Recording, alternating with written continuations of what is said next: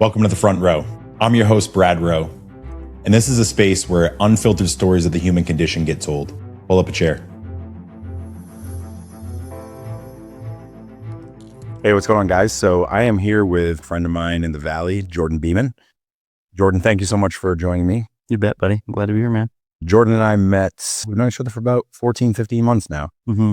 We met at World's Gym, started just shooting the shit about training and diet, and ended up kind of creating a pretty good fellowship. Mm-hmm. We would meet weekly and get coffee and kind of catch up on life. And Jordan's got a hell of a story, and he's been through a lot in these past 15 months. And truthfully, Jordan's kind of been one of the foundations of my ministry work. I felt called into this when he was kind of navigating some more difficult times, just kind of spending some time with him and trying to speak truth into him and just relay on the word of the Lord. So Jordan, I'll let you kind of give an introduction of who you are and where you came from. Cool, man. Yeah. I'm from the Flathead. I was actually born in California. My folks moved here when I was 3, had been here since then. And I'm the middle of 5 kids. I was homeschooled, raised in a great Christian home. From the get-go, I wanted to be successful, wanted to make money. I think I started dragging them over when I was probably 12. That's when I first started making money. And then I got into construction with my dad. I think I actually started siding with him when I was like 13 or 14. I'd do school at nights and go to work in the day with him. I started out pretty humble beginnings, but I guess from childhood, I wanted to live for the Lord and I wanted to be successful. Yeah, I guess it could be kind of the story of where I've been and where I guess I'm going. Yeah. I started my first business when I was 18 out of high school. I started a construction company and I did that, I think, for about 6 years. Made some really good money. I think I was 21. At that point, we were doing pretty well. I bought my first house. So I bought it, I think, middle of 2007. And then 2008 happened and it all fell apart. Wiped everything out. So yeah, I lost a house, lost a truck, a little bit of my sanity. And actually the business kind of folded too. And I remember just really hating life. And a buddy of mine is like, hey, why don't we go backpack Maui? And him pretty much sold everything we had and got backpacks and tickets to Maui. We went backpack for a month there. That was really life-changing. And I feel like God really showed me there. I don't know. It's weird because it feels like what I'm going through right now is almost exactly what happened back then. That's what I was going to ask. Like, what is that like being 21, 22, and then all of a sudden going bankrupt? It's hard, man. It's hard. I remember my truck was getting repossessed and my dad's like, hey, you know what? I'll just take it and I'll make the payments on it. And I remember being so humbled and so discouraged, but it actually, I don't know, it seems like it was a door that I went through that God used to lead me down a bunch of other crazy roads. And I feel like if those things didn't happen, I probably wouldn't be getting ready to do what I'm going to do. Yeah. So yeah, anyway, everything was falling apart and we left to Hawaii. And it's funny, like that's actually where I feel like mentally I really fell apart. Yeah. And I remember so my buddy and I, we bought bicycles and we were like riding around the whole island. And I mean, we were like vagabonds. We were kind of like homeless dude. Is pretty funny. But I remember my mom and dad, they're like, what are you doing? House is getting foreclosed on. And I felt so down. And I remember he was like, dude, what is up with you? My buddy Nick was like, what is up with you? I thought I was having like a mental breakdown. And I'm telling you, one night, actually, I went out and I got on my knees and I was just praying. I was like, God, I don't know what I need, but I know it's you. And man, I heard him. And he's like, basically saying, I made all these things that were in my life. Like, I made all that. And it was actually really wild too, because he asked me, he said, I told the Lord, I said, Lord, I'll give you anything. And he says, will you give me the approval of your dad? And I mean, it was clear as day. I remember saying, Lord, I give you the approval of my dad. And it's weird from that point, like my life changed drastically after that. And so anyway, I went back to Montana and I got back to working construction again. I think things were kind of tough financially. And I remember my dad told me that I should look into welding. And so I got certified as a welder at the community college here. And so anyway, did that. And then other life went on for a little while, did a little more construction. And then I decided I was going to do YWAM, a youth with a mission. So I did that for, I think it was 6 months. And I spent 3 months in Hawaii again. at the Y Wine base in Kona. And then I spent 3 months in India. That was, wow, God event in my life that really, again, I think God spoke to me. Actually, I know he spoke to me there, but it was pretty powerful. I remember we did lots of like humanitarian work. We went and worked in a leprosy colony.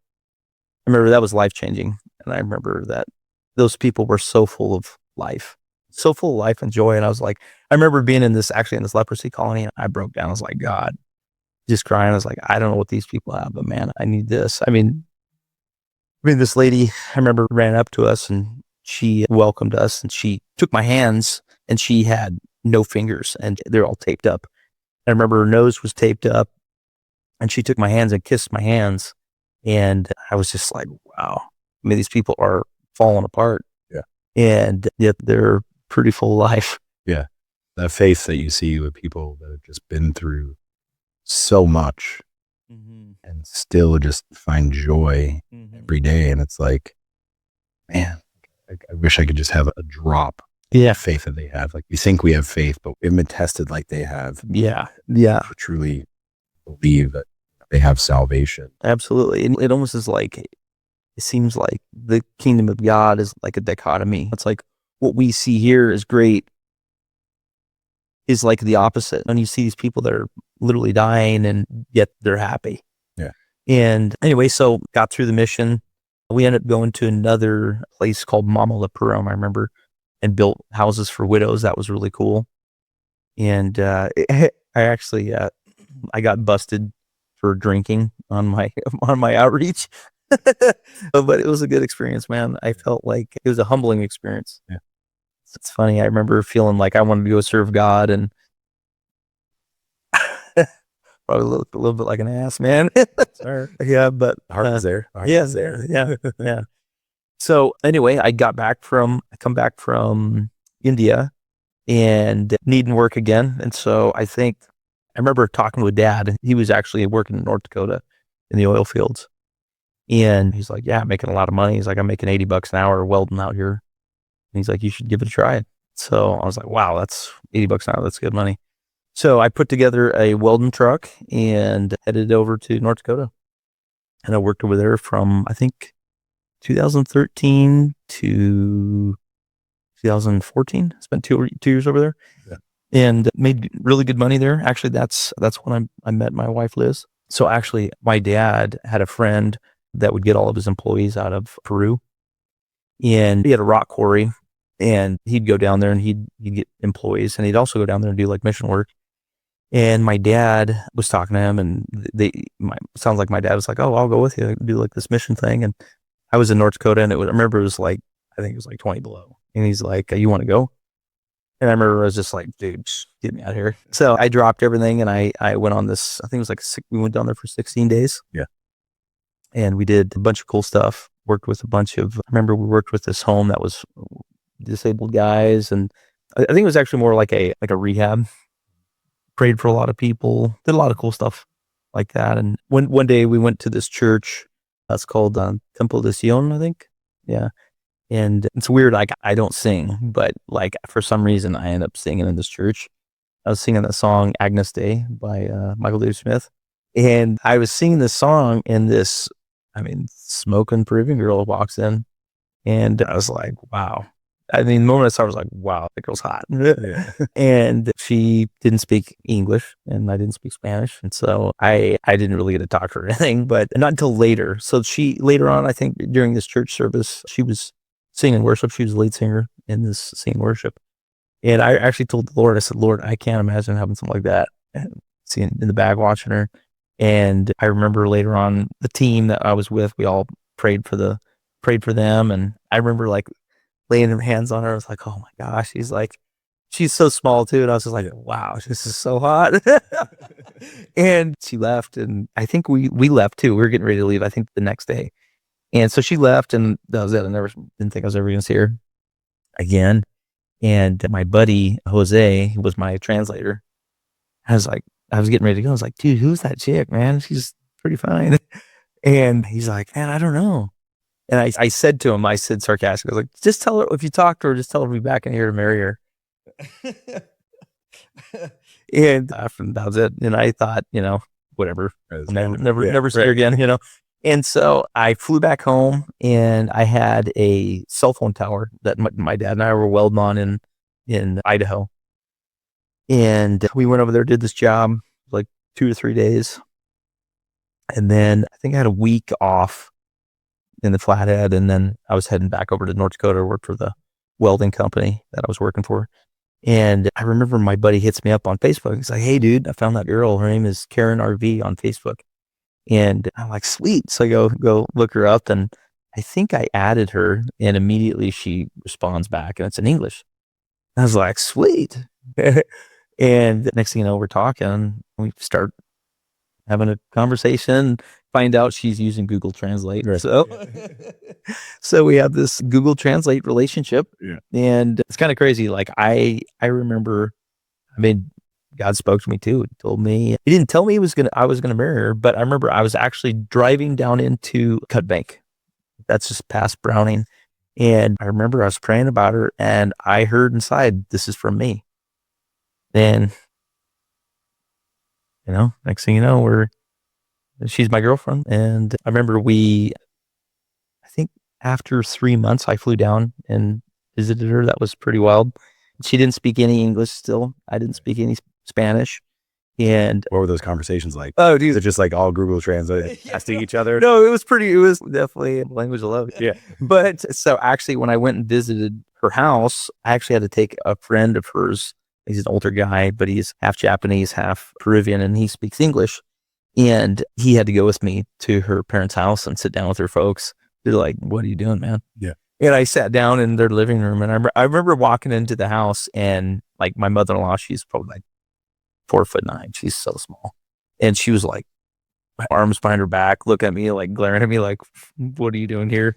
And we can't communicate except through translation. And I sat down with her dad and had my translator say, basically, "I'm in love with your daughter, and I'm probably gonna marry her."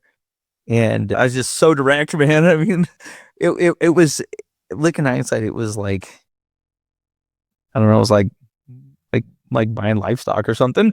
What, I can't imagine the internal feelings of like, I haven't actually had a conversation with this woman in like where we can understand each other. Yeah. And now here I am going to her family. Yeah. And dad's a pastor. Yeah. She's a pastor kid. Yeah. You're showing up to a pastor like, "Oh, hi. Yeah. I'm gonna marry your daughter. I want to know your daughters."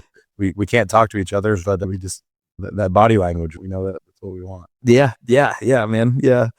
So anyway, her dad is amazing. Actually, he's probably like, I can't tell you how grateful I am for my in-laws. They're just incredibly godly people. And anyway, I didn't know what he was saying because it was in Spanish, but basically he told my wife sitting on the couch that this is the guy you're going to marry, Yeah. My wife starts crying. It was wild. And But that's the other thing, you got some balls just to just show up like that. Like, hey, if you're willing to do that, yeah, go right ahead. dude. It's weird, man. I look hindsight over my life, and it's like I've done some things that were like wildly ballsy, dude. Yeah. And I remember, so yeah, it was pretty out of the gate. We pretty much knew we were going to get married. And I go back to North Dakota, and I remember telling the Lord, is like, "Lord, if I'm going to marry this girl, you got to teach me Spanish." And I bought a program called Pimsleur, and it's actually what the CIA uses to teach their agents or whatever. And it was amazing how quickly I learned Spanish. Within probably 6 months, I could have a conversation. And it was wild. Like, the one thing I would explain is like, it's almost like it's like a brick wall, and there'll be tons and tons of words you don't understand. All of a sudden you're like, I know this one, and then I know this one. And it seems like brick by brick, that wall just comes down. And yeah, now I'm fluent in Spanish, and she's fluent in English. At least there's days it doesn't feel like that at all, but yeah. So I go back to North Dakota, kept on welding, and then I was really tired of the oil fields. It's a terrible life. And a buddy of mine asked me if I wanted to come to Fort Collins and build houses with them.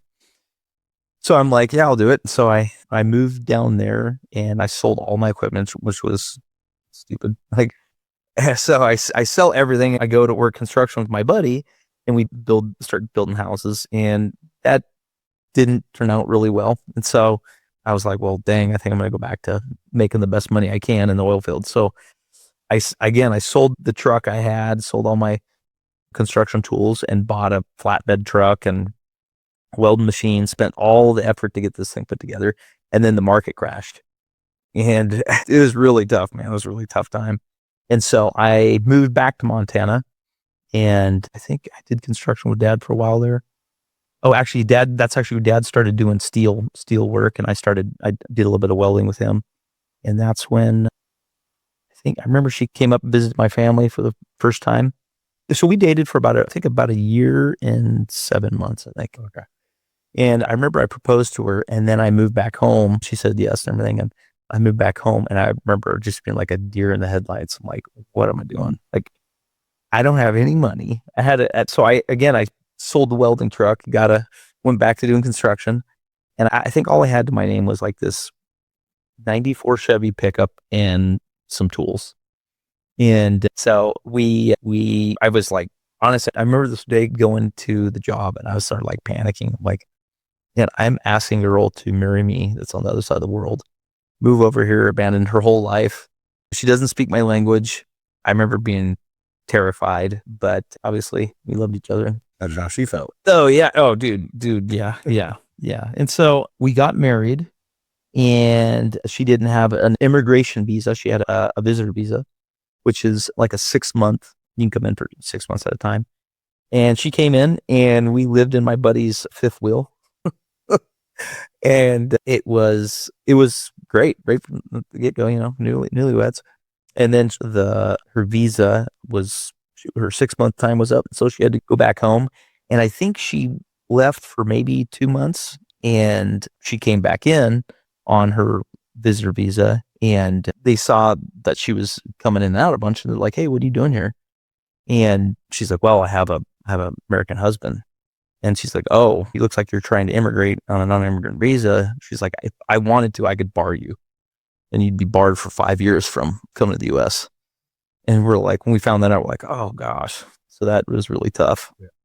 And so she came in for 6 more months, and then had to go back.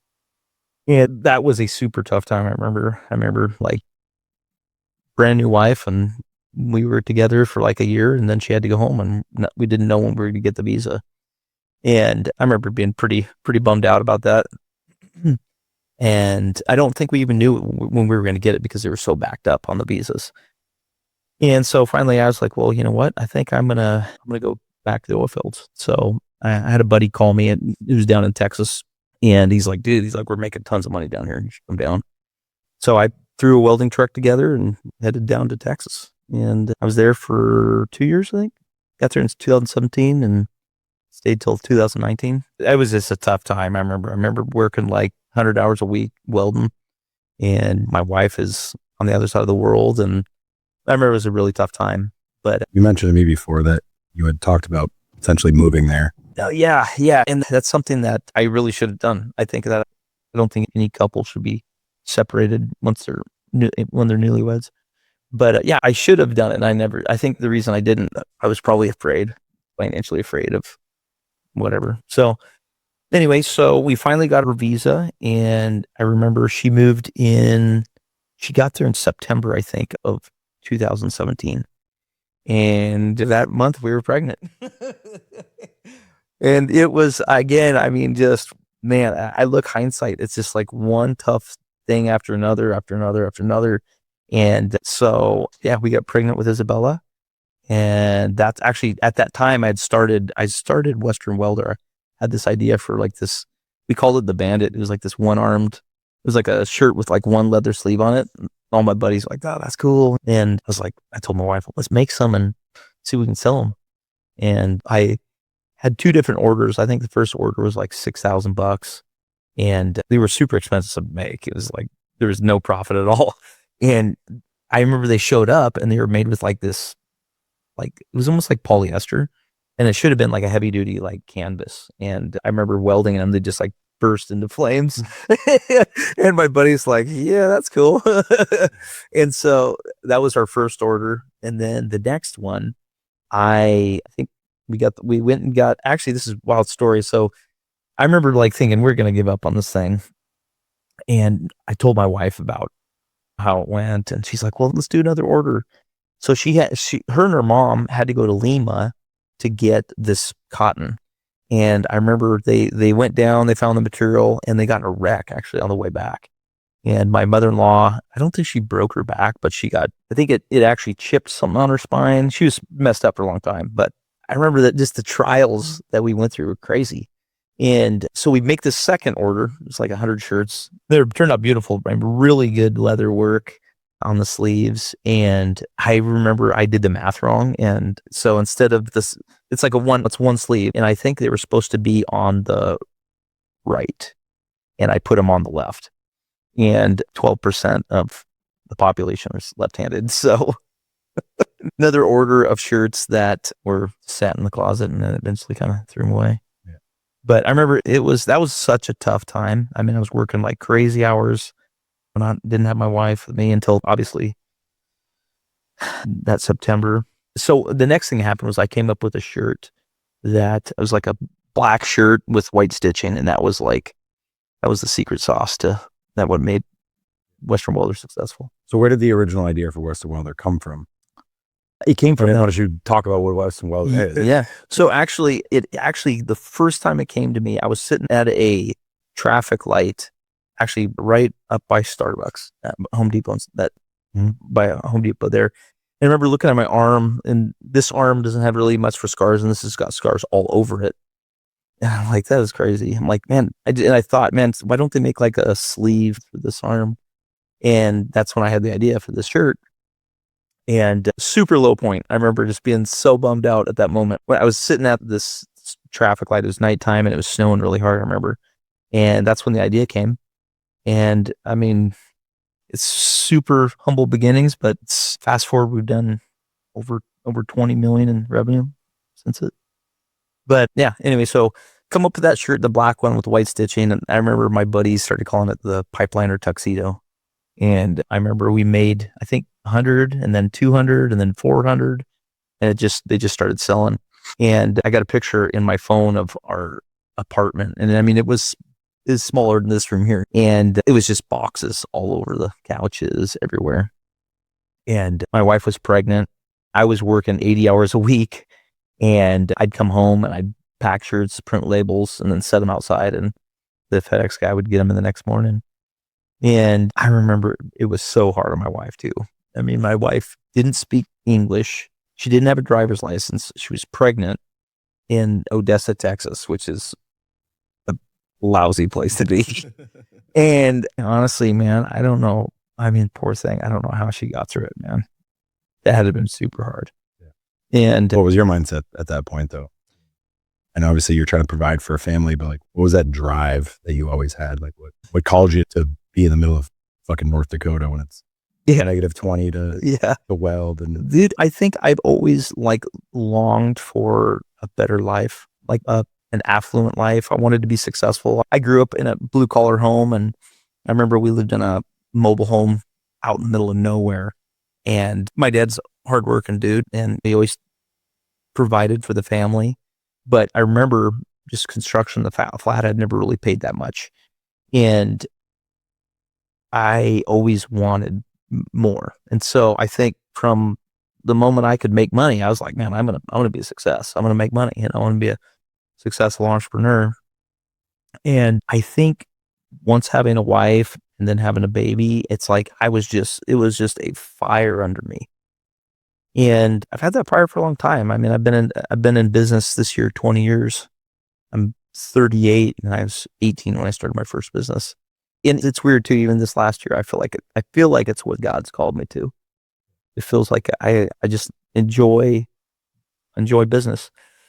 So I guess kind of fast forward, I come up with that shirt, and that's been probably the main product we've sold. We have a bunch of other products, but the main one is that shirt that I came up with, and it snowballed. Like we went from, I think 2018, we did like 250K, then it did like 500 and 700. And then we went from like 700 to 2.4. And in 24, I think was our best year. We did almost just under 6 million in revenue. And yeah, I mean, it was exciting. It was fun. It was a lot of stress. And then 25 happened, and that was a turning point year in my life for sure. Yeah. Once you dive a little into what happened with that, as far as like the stepping stones to what led you to where you are right now. Yeah. So Donald Trump voted for the guy. He comes in and he created the Chinese tariffs, and that was so destructive for our company. I had it was like a $1.4 million order in China. And when the tariff war started, it paused that for 90 days. And at that point, we had funding with the SBA and all these other kind of low level loans. And it was just devastating on the cash flow. And so it kind of was just like this domino effect of issues and stress. And Trump does the tariffs. Then I had we were selling like crazy. And so we allowed back orders to happen. Then we build up all these back orders that we got to fulfill. And then just seems like there was a lot of turmoil inside the business. And I don't want to get into this too much, but I had an employee that tried to sue me later. That turned into a 3-month battle. And then it's just been a domino effect of, I guess, just chaos in the market. And I think God's used it though to wake me up, and I think it's probably been one of the hardest things is on my family. I've been so stressed out trying to make a living. I'm trying to keep this world together, keep my company flourishing, all these things. And we've had a lot of good success, but in that process, it's like when things are good and the music's going, it's fun and easy. But when there's stress in the market, it totally changes your world. And I think that, like I said, I think God has used this to open my eyes to what is really priority in my life. Yeah. What do you think was outside of the Trump thing? Yeah. Poor business decisions and things like that, like stealing from Peter to pay Paul to kind of well, above water. Yeah. And the thing is too, we've been looking, so our growth has been so strong that we've been looking for a capital partner. And we've had some amazing opportunities, but it just seems like, and I've emailed, at one point I emailed over 4,000 investment companies, venture capital firms, and interviewed by a ton of them. And I don't know why. I mean, it just seemed like it just didn't, money's scared. And we just could never get the investor behind us. Everybody's like, oh, this looks amazing. And they'd see the proof in the pudding. I mean, we've done 20 million in revenue since we started, but just never were able to close a deal on investment. And so it's kind of when you've got a company that's growing super fast, it's like a rocket. And when you run out of fuel, you start coming down. And I think what's happened is it's put so much stress on me as a husband and a provider and a dad. I think God has used it to like boil me and boil out what's really the most important things. What have you found through this journey as far as like, we've talked a lot about fear and some of these other things that you've realized that have kind of controlled you throughout your whole life, and it's kind of exposed a lot of that. So what's the mental battle in all this? Like, oh, dude, it's been extremely intense.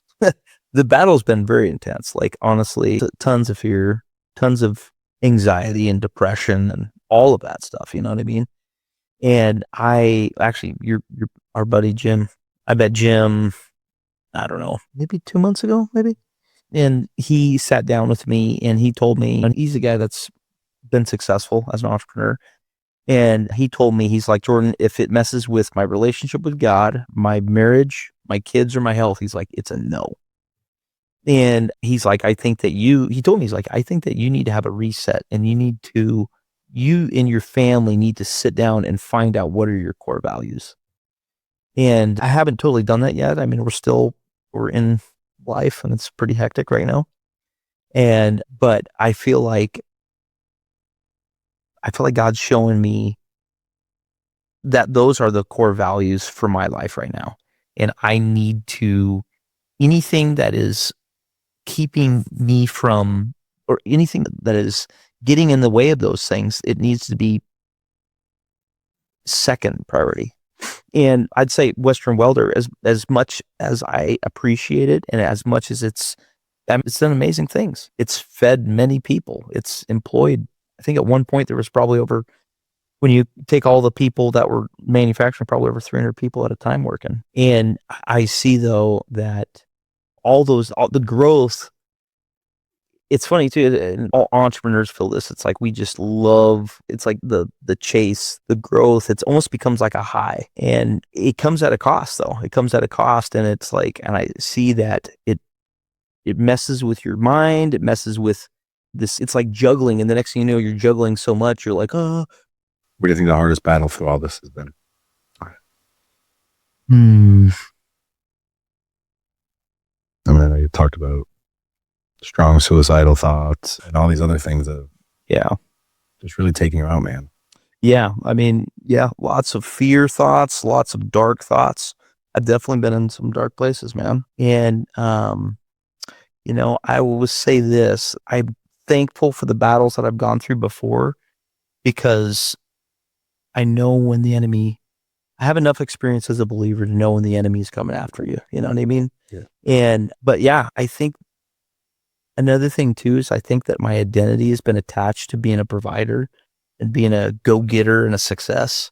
And then you do become successful, and then you do have these things that you get that you, all of a sudden you're kind of obligated to maintain.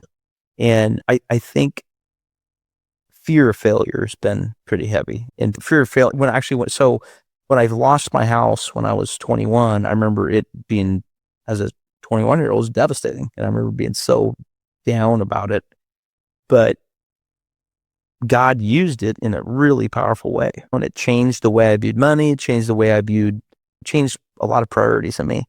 And it's funny because it feels like it's like I was so fearful of that happening again with the family.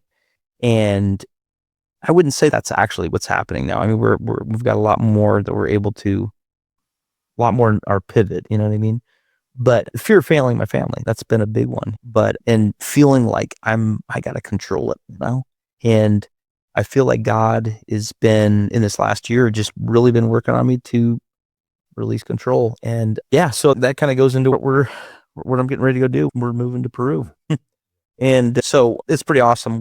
Because of Western Welder, we built a really cool house down in Peru. And our plan now is we're going to move to Peru with the family. We're going to live with my in-laws in our Peruvian palace and raise our kids and homeschool them. And I feel like more than anything, what I want is to find more peace, slow down, and spend time looking for God, talking to God. Really what I want more than anything is rest and to be in my Bible. So how does this change like your look on business and chasing earthly things? Because I know and you've got the Porsche, you've got the house, you've the external, it looks like life looks just phenomenal. And you've just been this very broken man for last, at least 13 of the last 15 months that I've known you. Everything kind of really started falling apart. So what is that like to have all these things and chase these things and and thinking that's success, and then seeing all this stripped away and watching and understanding what's really important, and having that shift in mindset where you're at right now? I honestly, it's weird. That 9/11 was a childhood dream. I always wanted 9/11 since I was a little kid. And, being the entrepreneur that I am, I started another business of I'm going to start this luxury fleet in here in the Flathead to kind of justify buying this $300,000 car. And honestly, man, in the beginning, it was fun. It was definitely cool. But it is wild though, how when, I don't know, this journey God's taken me through, it's it has become like a nothing burger. And not totally, you know what I mean? It's a cool car, but and more than just the car, the whole thing, the house, the cars, they don't satisfy. They don't satisfy. And I've been around a lot of successful entrepreneurs. I've been in some pretty awesome masterminds. And know guys that are doing 200 million a year. And one thing I see is like success is like a drug. And the more you get it, the more you need more of it. You need more of it. You need more of it. You need more of it. And it's not like you're like a meth head, but you are. You're chasing it, right? It's you're like giving up everything on earth. You're giving up family. You're giving up your mental health, your physical health, everything. Totally. And it's just as addictive as that. Yeah. And I feel like God has shown me, it's like, this is not what your soul longs for. Right. And you know what I want? It's like, man, I want the Lord. I want to be near him. I want to feel his love in my life, and I want to love my wife, and I want to love my kids, and I want to feel love myself. And honestly, I truly believe he's called me to business. I believe that's God's call in my life is for business. And where he takes me in the future, I have no idea, but I'm seeing though, it's like, if God isn't at the forefront, if he's not the leader, if he's not, I mean, it is just stacking sticks. Yeah. It's like, honestly, like, it's empty. It's empty. And I know that by experience. Yeah. But through this, like, they say being an entrepreneur is one of the fastest ways to understanding yourself, understanding where your traumas are. What did this whole experience kind of expose to you of things that like you need to work on for yourself internally, so that way you can move forward into whatever God does have next for you as a more stable, grounded person? Man, that's a good question. I think the biggest thing is control, is allowing him to have control of what that looks like, what the outcomes look like. And I think, and I'm not there yet, but I feel like peace is probably one of the most important things. And I've been in this place where you get bumps of peace and you're like, oh, things are going good. You just, all of a sudden you feel kind of good about the business. And it's like, that shouldn't be. That peace is, Jesus talks about the peace that passes all understanding. That hasn't been real in my life. And I want that. And I'm going to make that a priority to find it. And I don't think that necessarily just running to Peru is going to do that. I think the time in Peru is going to be really good. I think I need probably some healing, emotional healing. And I think I've probably been exhausted mentally. That's why that's like, I mean, I've been working hard ever since a little kid, and I love work. I love working hard. I love sweating. And when I got into this, it was a totally different thing. It's just all put me in your field for 16 hours and I'll grind all day. Yeah. That like emotional stress. Yeah. Oh yeah. The emotional so much stress. more taxing. Yeah. Dude, honestly.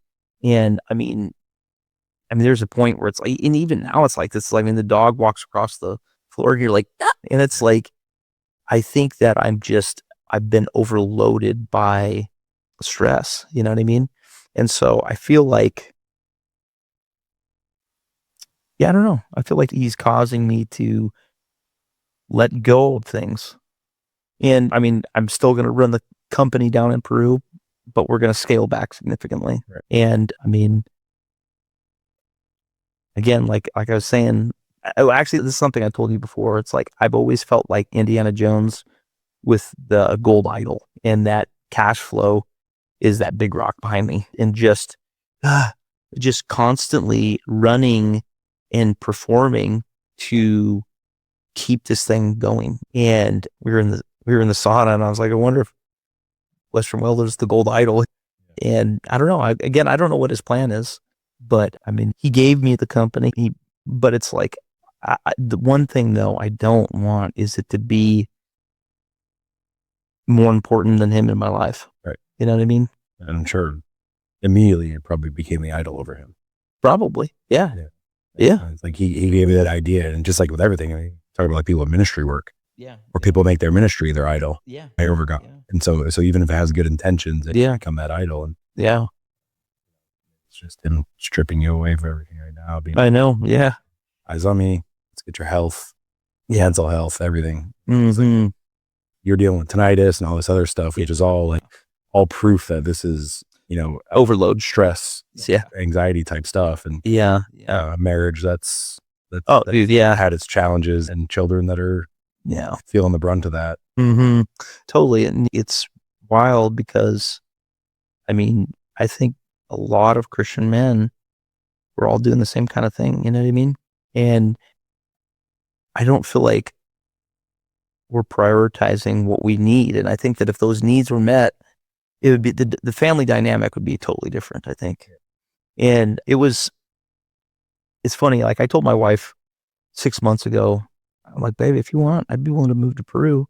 And at that point, she was like, she just didn't see it. But it seems like God's taken us through this kind of a bumpy ride, and we're all of a sudden, we're both on the same page. We're like, and maybe we need a simplistic life. And in Peru, it's awesome. I mean, food is really good. They don't allow GMOs into the country. Some of the best food I've seen. Huancayo Valley, where our house is, it's at like 10,000 feet. And it's like, just like an amazing place for agriculture. And I mean, you could probably survive on $1,000 a month there. And we got our house, and I got dirt bikes there. And so, I mean, literally what I'm going to do is just do the bare minimum of what I need to do to keep my business floating and prioritize my wife and my children. We're going to do more hiking. We're going to get outside. We're going to get more involved in ministry. Actually, that's something like I've been feeling like I felt like this for years. Like God has asked me to be involved in ministry, and I just created reasons of not. And my father-in-law is a pastor of an awesome, humble little church, and really humble people. And I've just been feeling like, man, I want to go pray for people. I want to start praying for people, and then spending more quality time with my children. I mean, this American life we're living of tablets and screens and all of these things, it's getting overwhelming. And as a dad, it's like I look at my kids, and they're both on tablets sitting on the couch, and it's like they're not outside playing. And I remember building forts like crazy as a kid, building forts and riding bikes. And I want more of that kind of life for them.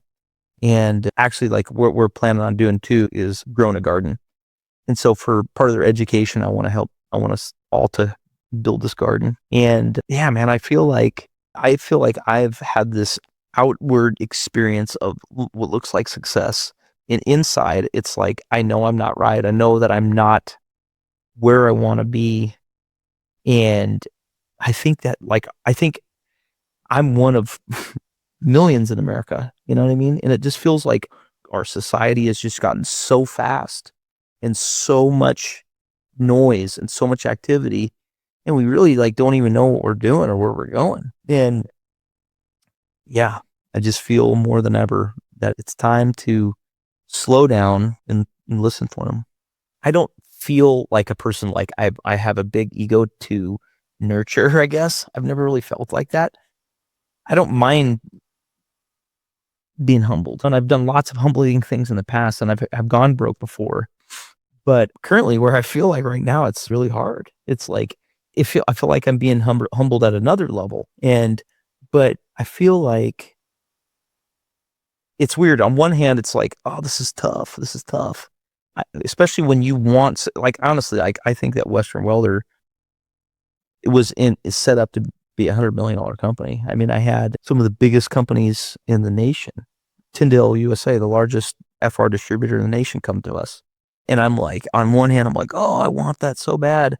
But now I'm just having to, because not able to get the capital. And I mean, I could continue to fight the fight of looking for a capital partner. Yeah. But in my heart, it's like, it's a no right now. You know what I mean? And I've just back to surrendering to the Lord. I feel like He's taken me through enough things that the fights, He's like allowing the fight to go out of me to where it's like, okay, God, all right, company's yours.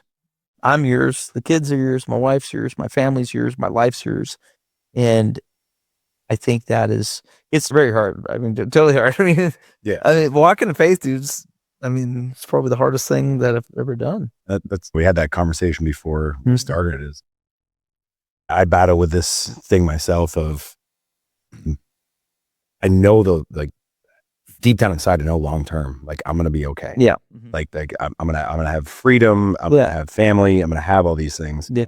It's that in between.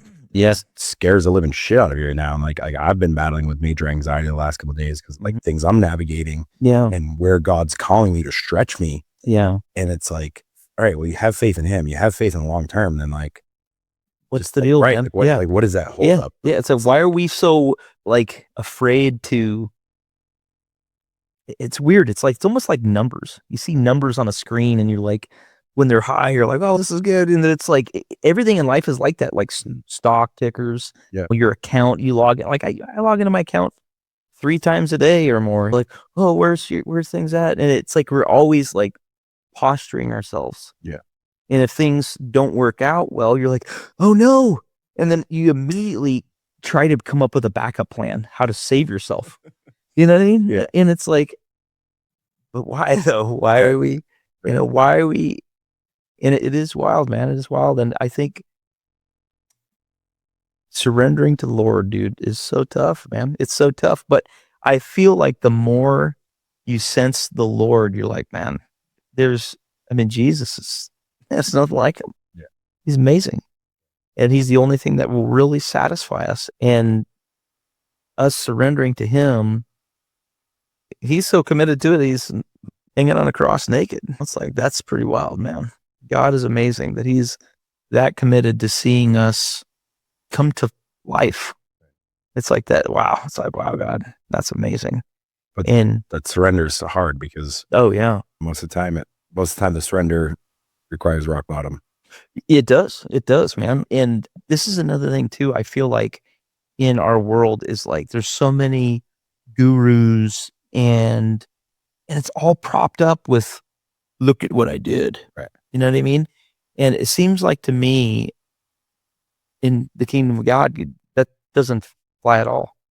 It's like God, he's going to lead. If you're going to be a leader, he's going to lead you by example. And that's going through really hard stuff. We're talking about surrender. Yeah. And, like how sometimes we have to be broken. And, Yeah. And we continue to try to control things. Mm-hmm. And no matter how much we say like, all right, I trust you, God. Yeah. That's going to jump in our podcast. So we have a guest here, like, and you control things. And then all of a sudden you're like, you're checking your bank account every 2 seconds. And and even though we're like, all right, God, we trust you. Yeah. Yeah. We don't, because we're continually checking things and we're trying to control things. And right. I know, man. I know. And it's like, I find myself lashing out on my kids or just irritable. And it's like, again, it's back to control. It's back to what we think we need, what we think this thing should look like. And yeah, man, I tell you, it's like, I feel like God is allowing so many things to agitate me or go wrong or to bother me. And I feel like he's doing it intentionally to, I don't know, break loose what I'm holding on to. Yeah. And surrender, man. It's hard. Yeah. Super. So yeah, I think every one of us thinks surrender has to be rock bottom. That's one of the things that God is calling me right now about finances, money, like one of the big things that I haven't surrendered. And he's calling me to use my money to fund ministry and all these other things. And I'm like, all right, I trust you, God. But then, like you said, the next thing I know, I'm checking my investment accounts and every 2 days. And I'm like, that's not trusting. Yeah, I know. Like full trust is like, hey, whatever it is. And we just continue to try to move forward, but it's hard to let go of that. It's awesome that God doesn't just do it all at once. Yeah. Sometimes he does. Sometimes he does. Sometimes he does things that are like, feel like pretty sudden, but I'm grateful for him, man. I'm grateful for the God in my life, man. I feel like there was a point too where just the anxiety was so bad, everything just felt so chaotic. And like, all I could do was just sit down and watch The Chosen. Like just seeing Jesus, it was like the only thing that would bring peace. And even still, I'm still watching it. I'm actually going through the 4th time. Yeah. And it's wild though, man. It's like letting go of control, man. Control of our lives. It's pretty powerful, pretty wild, man. Pretty wild. And I'm really excited though, man. I'm excited for the future. I'm excited for, it's like, I feel like God takes you through these things and in the middle of the battle, in the middle of whatever it is you're going through, you don't really know why things are so bad. Why is this so hard? But it's like, there's days I feel like I'm getting kind of a glimpse. It's like, I kind of see what you're doing here. And then later on, I mean, who knows, 5 years down the road, you're like, dude, look, man, if that didn't happen, I wouldn't be here. Like, for example, if I didn't go to Hawaii, I don't think I would have married my wife, because I remember being afraid to leave the Flathead Valley. I'm this homeschooled nerd that's like, I shouldn't say that. I wasn't really a nerd, but kind of just like not afraid to spread my wings. Right. You know what I mean? And going to Hawaii changed me radically. And then going to India changed me radically.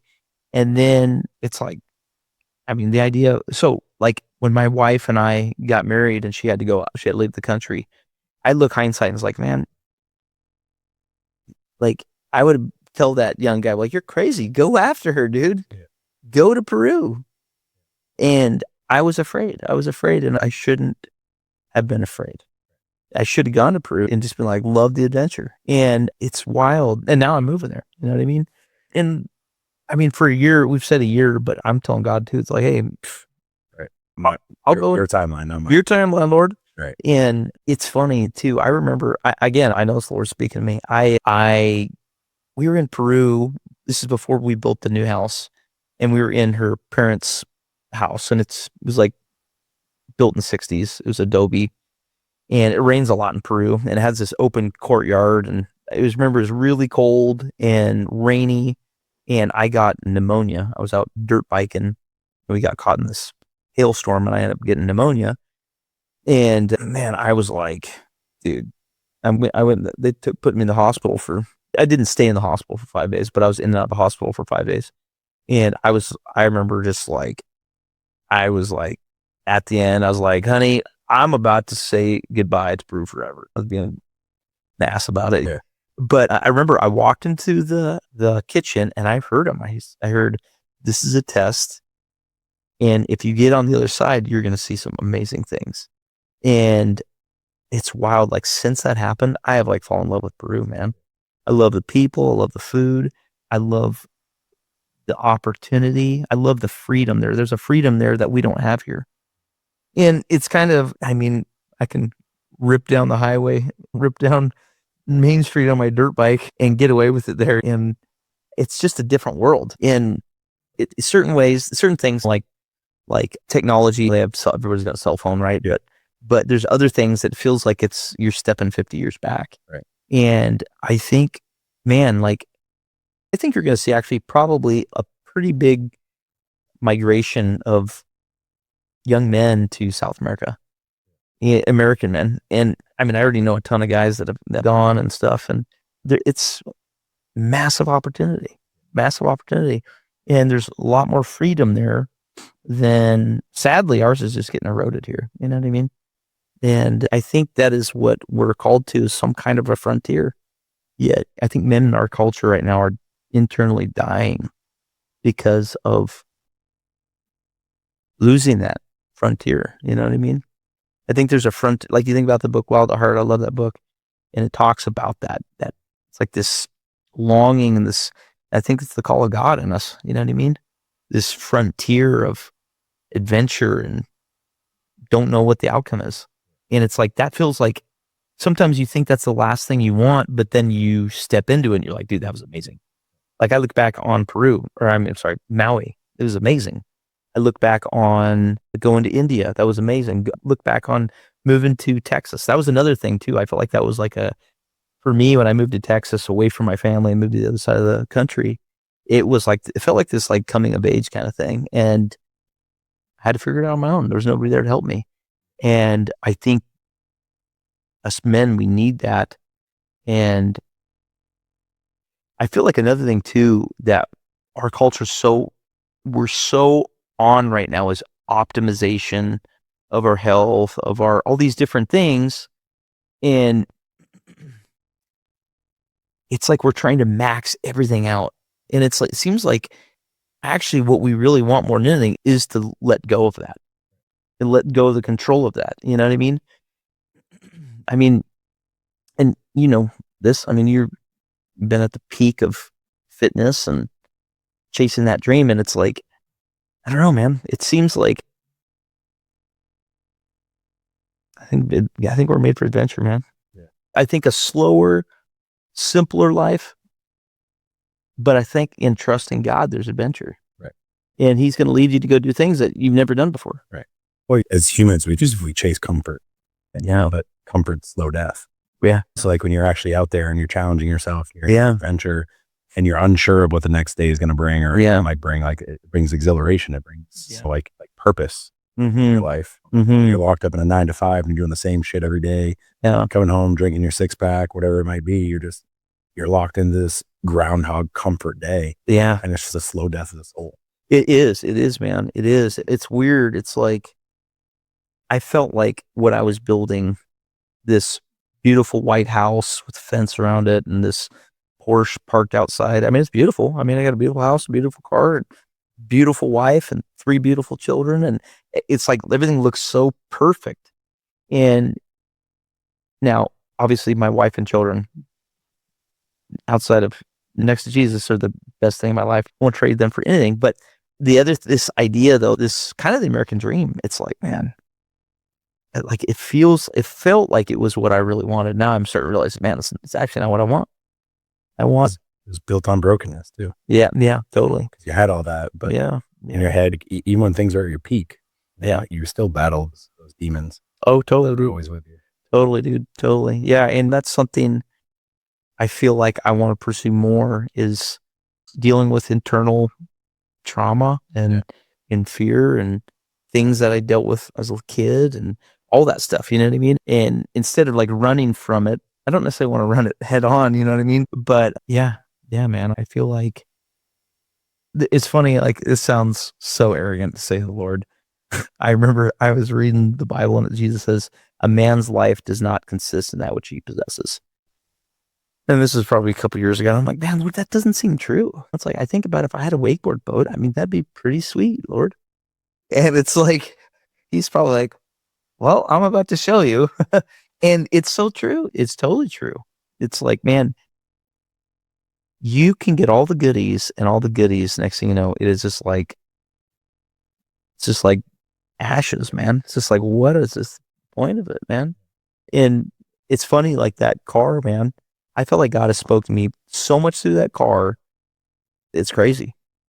I mean, and it's been an adventure. It's been cool. I mean, we hit water. Me and a buddy, we were doing 120 and we come around this corner. It had just rained and come over a hill and there's like standing water. And dude, I thought we were going to meet the Lord. It was terrifying. I broke loose 4 different times, shot off the road, and I laid over 2 reflectors with his car, plowed through like the borrow ditch, and probably slid 75 feet through mud. Yeah. And dude, I remember I was like, all I said was Jesus. And it is terrifying, man. It is terrifying. And my buddy's like, we're good. We're all right. We're good. I'm a dad. I have 3 kids, and my buddy, he's a dad. He has 5 children. Yeah. And dude, this is another thing too. I had a glass of wine, and then I went and got sushi, and that's I came back, and I had 2 glasses of wine in me, and hit water at 120 or maybe like 80 when we hit it, but shot off the road, dude. It was a miracle. If we went in, there's a big like power pole we almost hit. We didn't. We shot down the road, just paralleled the road, and then right at the last, just boop, popped on the road. And I thought if the car went this way, I would have got a DUI probably. And it's like, man, God. It was like, hey, bud. Yeah. Wake up. Wake up. You got to pay attention here. There's a lot more to life than. And so it's like, yeah, man. Yeah. It's the thing, like we chase all these things, but if your mental health, your spiritual health, and your physical health aren't there, then like, all this shit matters. It doesn't matter. Yeah. None of this matters. Yeah, I know. Like you said, when you went to India and you see these people that have more joy in their lives than most millionaires and billionaires out there, like, what is that? Yeah, wait, it's wild too. I mean, most millionaires and billionaires are unhappy people. And like Jesus says, you can gain the whole world and lose your soul. And that's like, man, I think that's the evidence. It's like their soul is like, they don't have it. They don't have what makes them. And I'm not saying I do. I'm saying I'm realizing it's like this is the path. The path is a different one. And yeah, man, I'm excited though. I'm really excited. I'm excited for the future. I sense God's hand, and it feels super strong in my life right now. And things are definitely not perfect. Yeah. But like you said, it's if we can see where we're going, you're like, oh, he's going to give me this and this. And it's like, we're afraid of the in between, but it's like, why though? Why are we so afraid of that? And I feel like, yeah, man, I'm excited for God, man. But if he stripped everything away from you, all the businesses, all the money, everything, but he gave you an opportunity to nurture your relationship with him and your family, and you guys lived in a hut in Peru, would you take that over success? Oh yeah. Yeah. Well, I mean, it's not a hut. It's like a Peruvian palace. But you lost that place. Well, If he strips everything. Well, and yeah. Like, where are you at in your life right now? Like truly, if you were like, God, if I lived in a trailer, oh yeah, and I had to sling burgers, but it meant I had a good relationship with you. Yeah. Me and my wife were phenomenal. Mm-hmm. The children are taken care and raised right. Mm-hmm. Oh, totally. Yeah, totally. No, and again, whatever the house. Yeah, I mean, I'm very grateful for it, but totally, dude. Like the house that we lived in before was an adobe hut. You know what I mean? So, and if that was the house we were living in, I'd go do it. And at least I hope I would. But yeah, I mean, honestly, it's like, I feel like anything that's standing in the way of that right now it's got to move. And I am very intentional in pursuing him in that way and go and live my life that way. But I'm sure that there's probably more things though that are he's probably like, yeah, this has got to get tweaked too, bud. Yeah. Listen, I mean, he's going to prune us till the day we die. That's just part of it. Right. We're never right with the Lord until the day we die. So there's always other things he's going to strip away, things we got to work on. It's just, yeah. Can we continue to face those things and try to be the man that he's called us to be? Or right. We're going to try to control everything and create the life that we want, not the life that he wants. Yeah, man. Okay with it. I know, man. Abundant life. He's got it for us. We just try to go our own way. Yeah. Well, I appreciate you taking the time because you guys, like, he's literally leaving in 3 days to move to Peru. Yeah. So I had to wrangle him. It's 9:30 at night Sunday to get him in here. So I appreciate you for sharing everything. Yeah, I appreciate our friendship. Yeah, same here, man. Same here. This isn't the end of it. No, and I want you to come to Peru, bro. I really do. Yeah, I got to do my passport bros thing anyway to find myself a South American. Yeah, that's right, dude. That's right. There's so many beautiful women just waiting to see your Goldilocks, man. Well, brother, I wish you all the best on this journey. God has big things for you. Spoken that through me. Yeah. Over you. And just trust him. Amen, bro. Just open hands, and you have the strength because he's going to give it to you to handle whatever comes. But just know that on the other side of this is peace and joy and a beautiful family that's going to be happy, healthy, and serving the Lord. Man, bro. Amen, dude. Thank you, brother. Thanks, man. This story ends today, but yours is still waiting to be told. You're not alone in this walk in life. If this hits you, share it with someone that needs it. And don't forget to subscribe so you don't miss what's coming next. Find me at Brad B. Rowe at Instagram. And if you're ready to step into the front row of your life, whether it be the fellowship, the foundry, coaching, or support the ministry, you can find it all at frontrow.co. I'll see you next week.